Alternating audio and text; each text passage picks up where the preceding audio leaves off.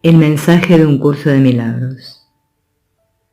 Este mismo principio, además, es el que yace tras el fenómeno casi universal de asociar la sexualidad con el pecado, o como en algunas religiones o sistemas de creencias seglares, con la santidad. Esta inversión sigue la dinámica de reacción-formación del ego, según la cual nuestros pensamientos o comportamientos conscientes se convierten en lo opuesto de lo que consideramos que es la verdad, pero una verdad que se mantiene inconsciente. El relato de Adán y Eva expresa gráficamente esta asociación, pues el primer acto de los dos pecadores, después de comer la fruta prohibida, fue cubrir su desnudez. Este acto expresa la proyección inmediata de su culpa por el pecado de rebelarse en contra de Dios, un pensamiento en sus mentes sobre sus cuerpos y muy específicamente sobre sus órganos sexuales, los cuales se convierten ahora en la fuente de su vergüenza. Es interesante mencionar que la palabra holandesa para vellos púbicos significa vellos de la vergüenza, puesto que la Biblia surgió a través de los egos inconscientes de la gente que vivió en las distintas épocas de su escritura, en su mayor parte al menos, como lo vemos en la teología dualista de sus enseñanzas claramente fundamentadas en el ego, podemos entender esta asociación al examinar el propósito específico que el sexo ha tenido para el ego. El sexo es el medio para la reproducción física, la cual arrogantemente creemos que es la fuente de la vida. Esto expresa la creencia básica del ego de que nosotros, nuestros yos corporales, somos los creadores. El sexo, pues, se convierte en el símbolo evidente de nuestro pecado original, de haber usurpado la función de creador de Dios y de haberlo desplazado del todo. No es de extrañarse, pues, que haya tanta culpa asociada con la sexualidad, y que para tantas religiones y espiritualidades el sexo se vea como un acto antiespiritual, si no es que se ve como la expresión concreta del pecado. San Agustín, el muy influyente padre de la Iglesia del siglo V, identificó el pecado original con la concupiscencia y estableció el tono moralista para los cristianos de los siglos venideros. Es interesante señalar que antes de su conversión al cristianismo, Agustín era sexualmente promiscuo, y uno puede establecer la hipótesis de que desde un punto de vista psicológico, sus enseñanzas morales posteriores fueron una reacción-formación contra su vida anterior, la cual él hubiese percibido como pecaminosa. Todo esto, por supuesto, es simplemente la expresión de la estrategia del ego para desplazar el pecado y la culpa de la mente, yo A, y depositarlo en el cuerpo, yo C, el cual constantemente convierte al inocente, yo B, en su víctima, que tiene que lidiar con estos pecaminosos impulsos sexuales.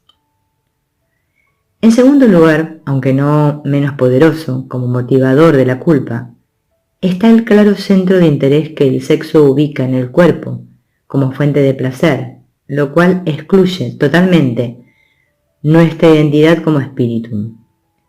En un importante planteamiento al cual volveremos más adelante, Jesús nos dice: el cuerpo ciertamente parecerá ser el símbolo del pecado mientras creas que puede proporcionarte lo que deseas. Y mientras creas que puede darte placer, creerás también que puede causarte dolor. Y 2 secciones más adelante, es imposible tratar de obtener placer a través del cuerpo y no hallar dolor. Es esencial que esta relación se entienda, ya que el ego la considera la prueba del pecado. En realidad no es punitiva en absoluto, pero sí es el resultado inevitable de equipararte con el cuerpo, lo cual es la invitación al dolor, pues ello le abre las puertas al miedo, haciendo que se convierta en tu propósito. La atracción de la culpabilidad no puede sino entrar con él, y cualquier cosa que el miedo le ordene hacer al cuerpo es por lo tanto dolorosa. Este compartirá el dolor de todas las ilusiones, y la ilusión de placer se experimentará como dolor.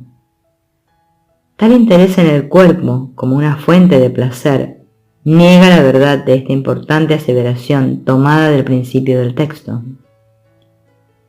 Todo placer real procede de hacer la voluntad de Dios.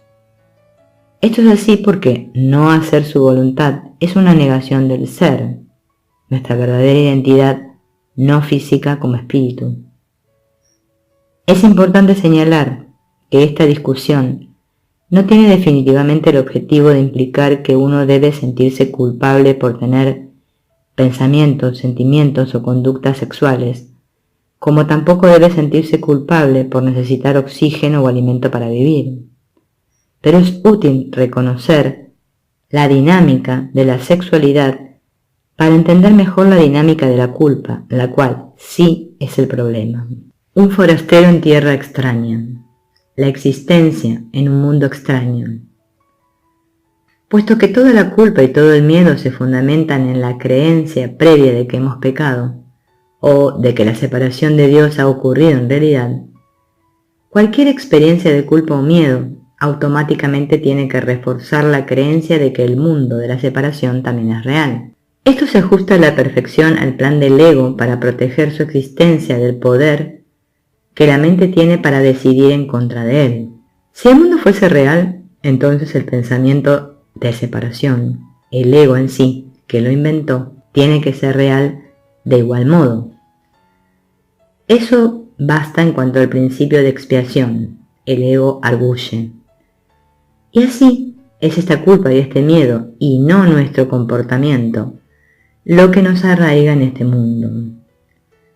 Estos pensamientos primarios del ego no solo hacen real al mundo nuestra percepción, sino que establecen un círculo vicioso en el cual nos sentimos cautivos, sin un aparente escape, atrapados en un mundo extraño que no es sino el reflejo de la experiencia de la mente de estar apartada de Dios.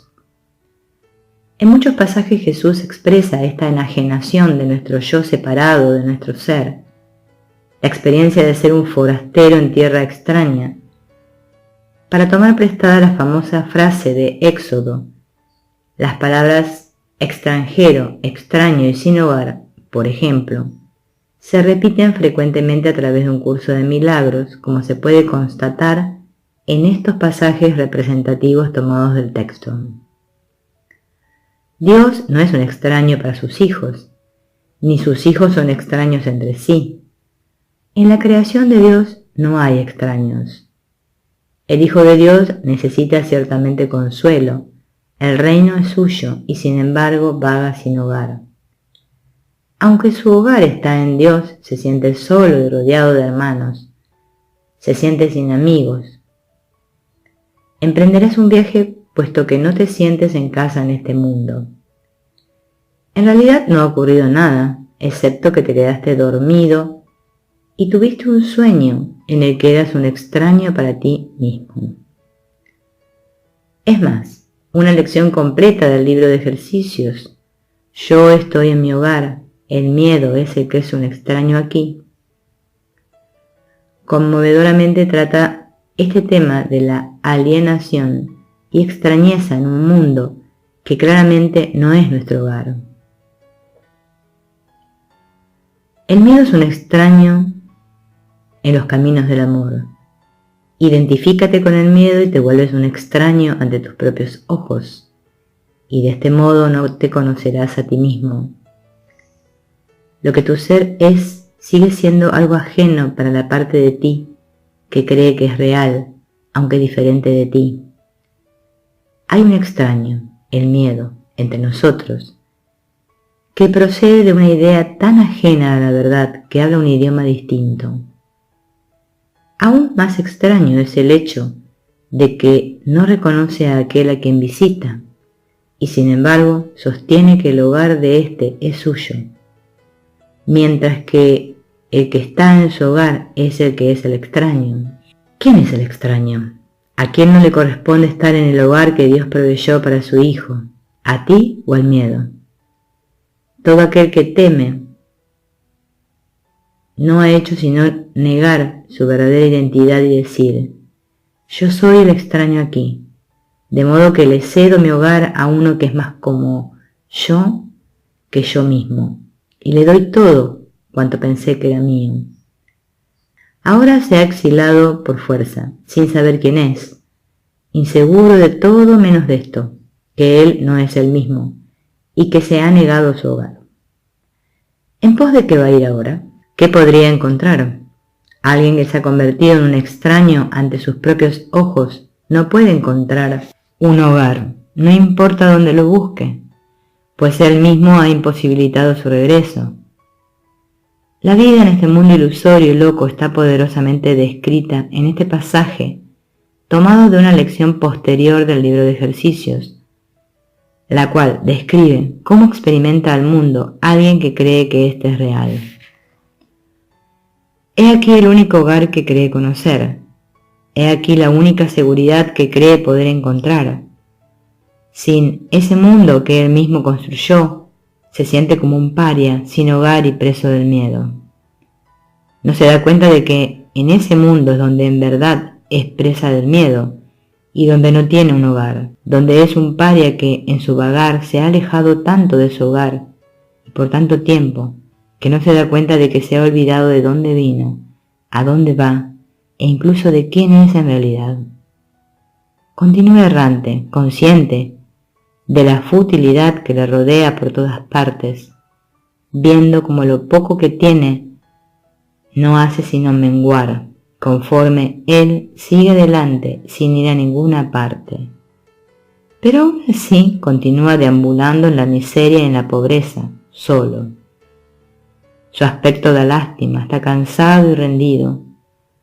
Viene harapiento y los pies están ensangrentados por los abrojos del camino que ha venido recorriendo. No hay nadie que no se haya identificado con él, pues todo el que viene aquí ha seguido la misma senda que él recorre y se ha sentido derrotado y desesperanzado tal como él se siente ahora. Una hermosa lección. Permaneceré muy quedo por un instante e iré a mi hogar. Expresa una vez más aún la perturbadora angustia de estar en un mundo que no es nuestro hogar, tratando desesperadamente de recordar nuestro verdadero hogar. Este mundo en el que pareces vivir no es tu hogar, y en algún recodo de tu mente sabes que esto es verdad. El recuerdo de tu hogar sigue rondándote, como si hubiera un lugar que te llamase a regresar, si bien no reconoces la voz ni lo que ésta te recuerda. No obstante, sigues sintiéndote como un extraño aquí, procedente de algún lugar desconocido. No es algo tan concreto que puedas decir con certeza que eres un exiliado aquí. No hay nadie que no sepa de qué estamos hablando. Hoy hablamos en nombre de todo aquel que vaga por este mundo, pues en él no está en su hogar. Camina a la deriva, enfrascado en una búsqueda interminable, buscando en la oscuridad lo que no puede hallar, y sin reconocer qué es lo que anda buscando. Construye miles de casas, pero ninguna de ellas satisface a su desasosegada mente.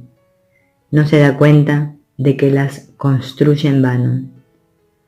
El hogar que anda buscando él no lo puede construir. El cielo no tiene sustituto.